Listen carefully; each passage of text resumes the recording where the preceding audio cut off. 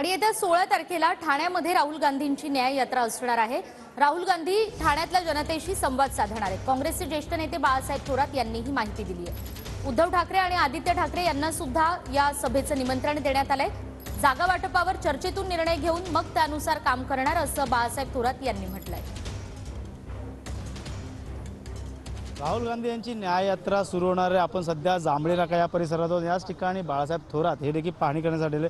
काय सांगा, कशा प्रकारचं स्वरूप असणार आहे या न्याय यात्रेचं? सर्वांचं लक्ष या ठिकाणी लागलेलं आहे। माननीय राहुलजींची न्याय यात्रा येते आहे। महाराष्ट्रामध्ये ती 12 तारखेला प्रवेश करील नंदुरबारपासून, आणि ठाण्यामध्ये ते 16 तारखेला सकाळी ते येणार आहे आणि या जांभळी नाक्यावरच त्या जनतेशी संवाद साधणार आहेत।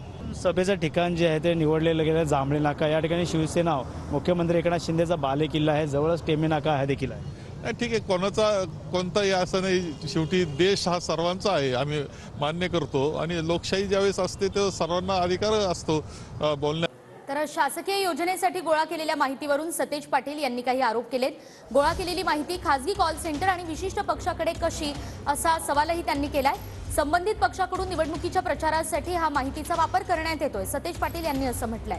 योजनेच्या माहितीसाठी खासगी कॉल सेंटरमधून नागरिकांना फोन येतोय आणि याबाबत निवडणूक आयोगाकडे तक्रार करून कारवाईची मागणी करणार असल्याचंही सतेज पाटील यांनी म्हटलंय।